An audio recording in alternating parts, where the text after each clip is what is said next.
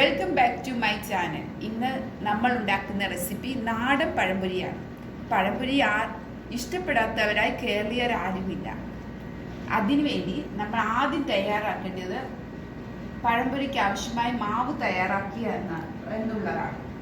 അതിനായി ഒരു mixing bowl എടുത്ത് അതിലേക്ക് 1 കപ്പ് മൈദാപ്പൊടി ചേർത്ത് കൊടുക്കുക. ഇത് ഇപ്പോൾ ഞാൻ എടുത്തേക്കുന്നത് 1 കപ്പ് മൈദാപ്പൊടിയാണ്. ഇതിലേക്ക് 1 ടേബിൾ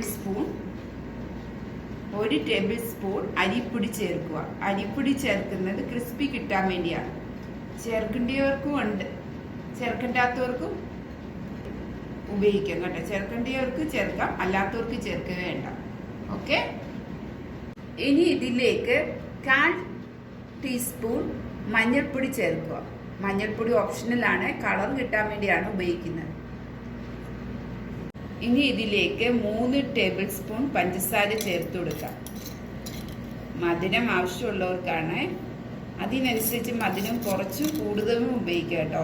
ഇതിപ്പോൾ 3 ടേബിൾ സ്പൂൺ പഞ്ചസാര ചേർത്ത് ഇനി ഇതിലേക്ക് 1/4 ടീസ്പൂൺ ഉപ്പ് ചേർത്ത് കൊടുക്കാം. ആ മധുരം ഒന്ന് ബാലൻസ് ചെയ്യാൻ വേണ്ടിയാണ് ഇങ്ങനെ നമ്മൾ ഉപ്പിട്ട് കൊടുത്തേക്കുന്നത്. ഈ ബാറ്ററിലേക്ക് ഇനി വെള്ളം ആവശ്യത്തിന് ചേർത്ത് കൊടുക്കാം. ഈ 1/4 കപ്പ് വെള്ളമാണ് ഞാൻ എടുത്തേക്കുന്നത്. മാവ് കട്ട പിടിക്കാതെ വെള്ളം ഒഴിച്ച് നല്ലതായിട്ട് ബീറ്റ് ചെയ്തെടുക്കണം. കട്ട പിടിച്ചാൽ അത് ശരിയാകത്തില്ല. ഏത്തയ്ക്ക പൊരിച്ച് നല്ല ലെവലിൽ കിട്ടണമെങ്കിൽ നല്ലതായിട്ട് ഈ മാവ് വെള്ളം ഒഴിച്ച് ബീറ്റ് ചെയ്യണം. ഇനി പഴംപൊരിക്ക് നമ്മുടെ മെയിൻ ഇൻഗ്രീഡിയൻ്റ് ആയ ഏത്തയ്ക്ക എങ്ങനെ കട്ട് ചെയ്യുന്നതെന്നാണ് കാണിക്കുന്നത്. ഇതൊരു മീഡിയം സൈസ് ഏത്തയ്ക്കയാണ്. ഇത് 2 സൈഡ് മുറിക്കുക. ഇതിൻ്റെ തൊലി ഇത് 2ആയിട്ട് കട്ട് ചെയ്യാം കേട്ടോ. തൊലി ഇളക്കാം.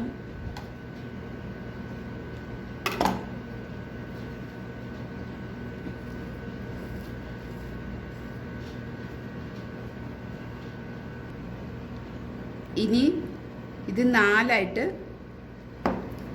കട്ട് ചെയ്യുക. ഇങ്ങനെ 4 പീസാക്കാം.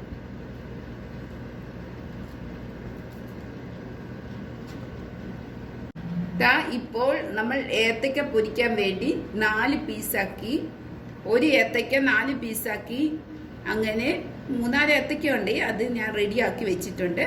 നമ്മൾ സ്മൂത്തി ആയിട്ടുള്ള ഈ ബാറ്റർ 20 മിനിറ്റ് മാറ്റി വെക്കുക. അപ്പോൾ കൂടുതൽ ടേസ്റ്റ് വരാൻ വേണ്ടിയാണ് അങ്ങനെ ചെയ്യുന്നത്. അത് മാറ്റി വെച്ചേക്കുക 15 തൊട്ട് 20 മിനിറ്റ്. അത് കഴിയുമ്പോഴത്തേക്ക് 20 മിനിറ്റ് കഴിയുമ്പോഴേക്ക് നമ്മൾ ഇവിടെ മുറിച്ച് വെച്ച ഏത്തയ്ക്ക ഈ മാവിൽ മുക്കി എണ്ണയിൽ പൊരിക്കുകയാണ് ഇനിയും ചെയ്യുന്നത്. റെഡിയാണ്. 15-20 മിനിറ്റ് വെയിറ്റ് ചെയ്ത് ഇപ്പം നല്ല സ്മൂത്ത് ആയിട്ടുണ്ട്. സ്മൂത്ത് ബാറ്റർ ഇവിടെ റെഡിയാണ്. 15-20 മിനിറ്റ് നമ്മൾ മാറ്റി വെച്ചായിരുന്നു. ഇതിലേക്ക് നമ്മുടെ ഏത്തയ്ക്ക മുക്കുക. നല്ലതായിട്ട് മുക്കിയെടുക്കാൻ വേണ്ടിയാണ്. ഓക്കെ, നല്ലതായിട്ട് ഏത്തയ്ക്ക ഇങ്ങനെ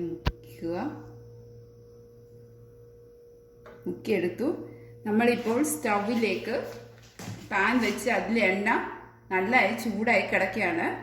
ഇതിലേക്ക് എണ്ണയിലേക്ക് മുക്കി ഇത് നമുക്ക് പൊരിക്കുകയാണ് ചെയ്യുന്നത്. ഇങ്ങനെ